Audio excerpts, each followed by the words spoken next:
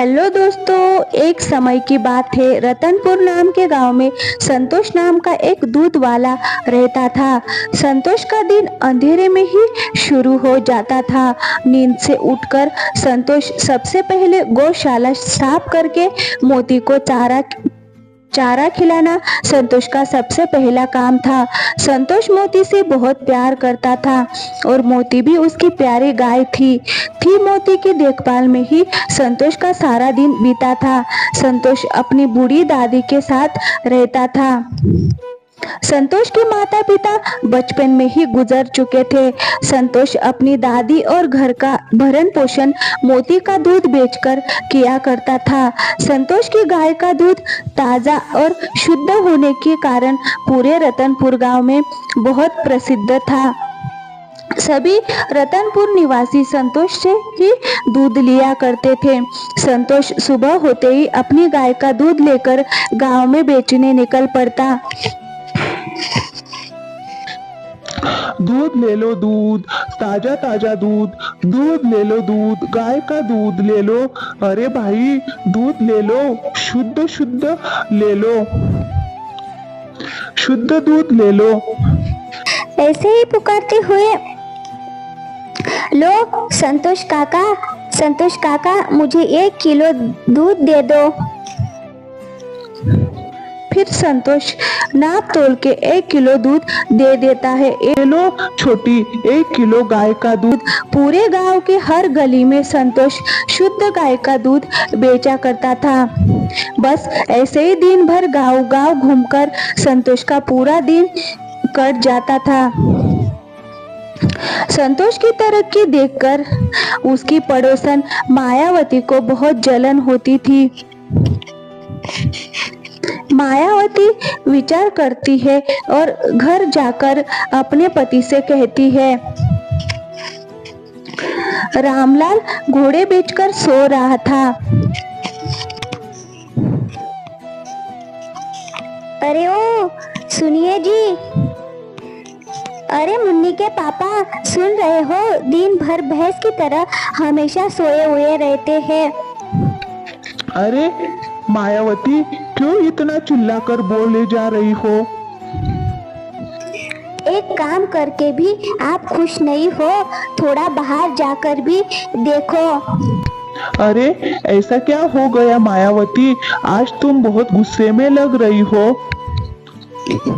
संतोष दिन भर गाय का दूध ले लो, गाय का दूध ले लो चिल्ला चिल्ला कर पूरे गांव में बेच रहा है। हमारे घर में भी तो गाय है, आप भी तो गाय का दूध निकालकर संतोष की तरह बेच सकते हो। अरे मायावती, संतोष के गाय का दूध पूरे गांव में प्रसिद्ध है, तो हमारा दूध कौन खरीदेगा? भाग्यवान, मेरे पास एक ऐसा विचार है जिससे संतोष के सारे ग्राहक संतोष को छोड़कर हमारे पास दूध लेने के आएंगे। क्या विचार है तुम्हारा मायावती?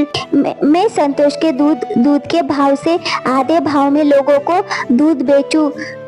शुरुआत में दूध एकदम शुद्ध और व्यापार करूंगा, बेचूंगा, व्यापार बंद हो जाएगा। वैसे ही मैं दूध में मिलावट करना शुरू करूंगी। ये सोचकर मायावती ने दूध का व्यापार शुरू किया। ऐसे ही दिन बीतने लगते हैं। अगले दिन सुबह सुबह मायावती दूध का घड़ा लेकर दूध बेचने के लिए निकल पड़ती है। पहले मायावती संतोष के ग्राहकों के पास जाती है और बोलती है, दूध ले लो, दूध शुद्ध देसी दूध ले लो। छोटी, अरे ओ छोटी, अरे आई, अरे छोटी दूध ले लो, एकदम शुद्ध दूध है, एकदम शुद्ध दूध है, एकदम एक बार लोगी तो दोबारा जरूर याद करोगी।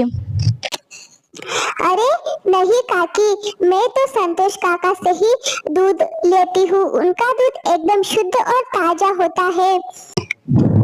दूध अच्छा लगे तो दूध के पैसे देना। ठीक है काकी, आप इतना कह रही हो तो दे दो। छोटी खूब खुश हो गई और छोटी को मायावती का दूध बहुत पसंद आया और छोटी ने ये बात पूरे गांव को बताई कि संतोष एक ठग है। फिर संतोष थोड़ा सा दूध निकालकर पड़ोसी गांव विजयपुर में बेचने के लिए जाने लगता है। संतोष एक दिन पड़ोसी गांव विजयपुर में अपना दूध बेच रहा था। तभी वहां एक ग्रामीण आकर संतोष को चिल्लाकर कहता है, संतोष, मैं तो तुम्हें अच्छा समझता था कि तुम्हारा दूध एकदम ताजा है, मगर मायावती का दूध तुम्हारे दूध से अच्छा है और तुम्हारे दूध से आधे दाम में है। संतोष चुपचाप ग्रामीण की सारी बातें सुन रहा था। मोती, बता इसमें मेरा क्या कसूर है? ये सब गांव वालों ने मुझे गलत समझा। क्यों समझा? बता, क्यों गलत समझा? घर लौटकर संतोष बहुत दुखी हो रहा था।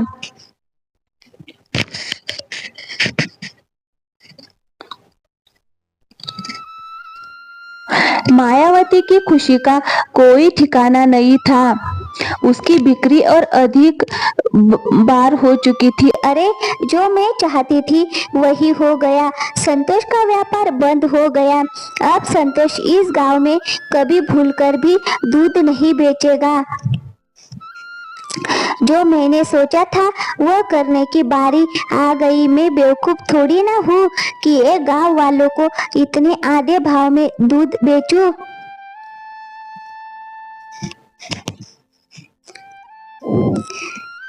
वही होगा, मगर दूध पहले वाला नहीं। मायावती ने दूध में सफेद पाउडर और पानी मिलाना शुरू कर दिया और वो पूरे गांव में वो दूध बेचने लगे।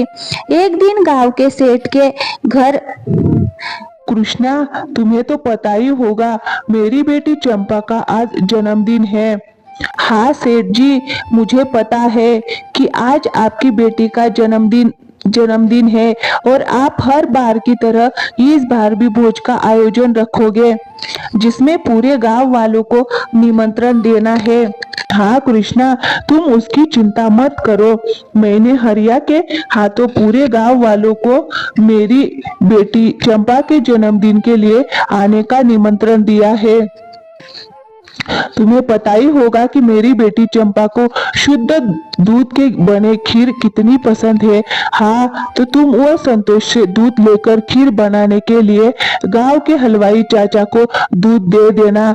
अरे सेठ जी, वह संतोष तो एक नंबर का ठग है। उसने गांव वालों को अच्छे से बेवकूफ बनाया है। फिर कृष्णा ने संतोष की सारी बातें जो गांव में हो रही थी वह सारी बातें सेठ जी को बता देता है। सेठ जी, आजकल वह मायावती भी दूध बेच रही है। मायावती का दूध शुद्ध और ताजा होने के साथ साथ संतोष के दूध से आधे दाम में बेचती है। अच्छा, तो फिर तुम वह मायावती से दूध लेकर हलवाई को दे दो, मगर मायावती को कहना कि दूध गांव के सेठ ने मंगवाया है। दूध एकदम शुद्ध और ताजा होना चाहिए। फिर कृष्णा सेठ जी के घर से चला जाता है। फिर सेठ सोचता है, मुझे तो कृष्णा की बातों पर विश्वास ही नहीं हो रहा है कि संतोष ऐसा कर सकता है। कृष्णा को मायावती रास्ते में ही मिल जाती है। अरे मायावती, मैं तुम्हारे घर ही आ रहा था, मगर तुम रास्ते में ही मिल गई। रमेश काका, तुम मेरे घर क्यों आ रहे थे? मुझसे ऐसा क्या काम पड़ा है? अरे मायावती, मुझे वह 10 किलो दूध चाहिए। क्या 10 किलो दूध? अरे मायावती, आज सेठ जी की बेटी का जन्मदिन है, तो उसी के अवसर पर खीर बनाने के लिए दूध चाहिए था। हाँ हाँ, क्यों नहीं, देती हूँ। लो, पूरा 10 किलो दूध है। फिर क्या कृष्णा मायावती से दूध लेता है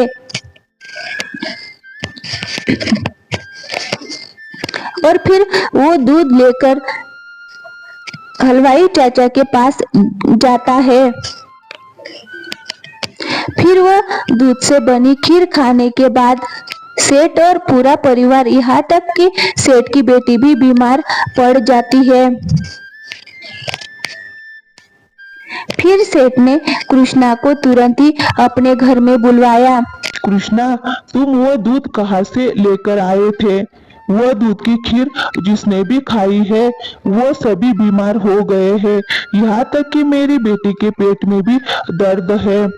मैं सच कह रहा हूँ सेठ जी, वह दूध मैंने मायावती के पास से ही लेकर आया। पहले तुम कह रहे थे कि मायावती का दूध एकदम शुद्ध है, तो अब क्या हुआ? फिर ये सब क्या है? लोग वह खीर खाकर बीमार कैसे पड़ गए? सेठ जी, मैं कुछ नहीं जानता हूँ। अगर मेरी बेटी को कुछ हो जाता है तो मैं तुम्हें और वह दूध वाली को नहीं छोड़ूंगा। सेठ का गुस्सा देखकर कृष्णा वहां से निकलकर सीधे मायावती के घर चल देता है। अरे आज तो पाउडर खत्म हो गया। कल के दूध में मैंने सारा पाउडर मिला दिया, पर अच्छा है कल का सारा दूध तो सेठ जी ने खरीद लिया। आज पाउडर बाजार से लाती हूँ, उसके बाद दूध बेचूंगी।